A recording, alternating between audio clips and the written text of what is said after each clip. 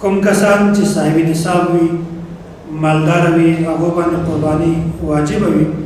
نو هغه ته په کار د کاغه نارینه وي که ښځه وي هغه د خپل لاس سره قرباني کوي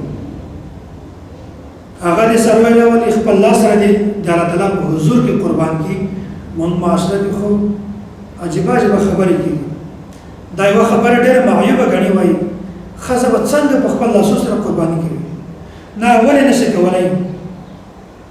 حالانکه بهتره خبره ده چې کله سړی قرباني وي په کار ده چې د خپل لاس سره هغه سروي حلال وي او کله چې د ښځې قرباني وي ښځې ته په کار ده چې هغه د خپل لاس سره هغه سروي حلال کی قرباني وي دا بهترینه خبره ده د دلیل رسول الله صلی الله علیه وسلم دا روایت صحیح البخاری حضرت کعب بن مالک رضی الله تعالی عنہ دا فرمایي ان امرأة ذبحت شاة بحجر فسئل النبي صلى الله عليه وسلم عن ذلك فأمر بأكلها وای وخذوا هغه په تیرکانی باندې یا تیرې ډبره باندې یو زناور حلال کو قرباني کو بیا د دې نبی عليه الصلاه والسلام نه تاسو کو چې دا اوس موږ د دې وخورو حلال نه د حلال قرباني وشولا نه وشو دا تاسو نبی عليه الصلاه والسلام نه وشو بیا نبی عليه الصلاه والسلام د هغه د وخی د خوړلو اجازه ورکړه دغه دا معلومه وشولا چې کسړای وي هغه سره په خپل حلال کې دا غي وخت خورل هم صحیح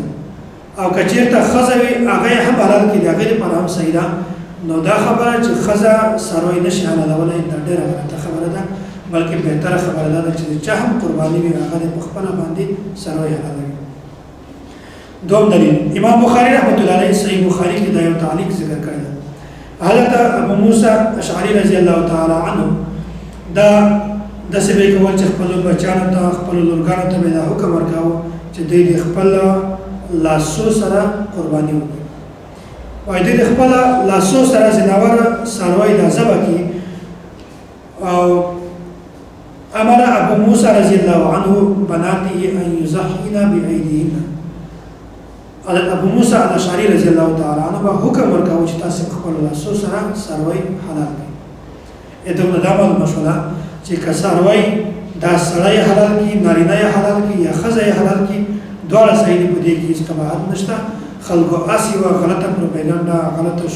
شکوک او شبهات خلکو په ذهن کې ورچوي ما دا خبره مخکې درته وکړه چې یو شیطان دا چې هغه سړی د عبادت نه منې کوي او ځنې د شیطان پیروکار دي هغه هم دا غواړي چې د سړی د عبادت نه منې شي د شیطان هغه کار دا د شیطان چې کوم متبعین دي هغه هم دا کار ده بلکې قرباني دا سړی هم کولای شي او ښځه هم کولای شي الله تعالی د مونږ تاسو ته د دین سمجھ را نصیب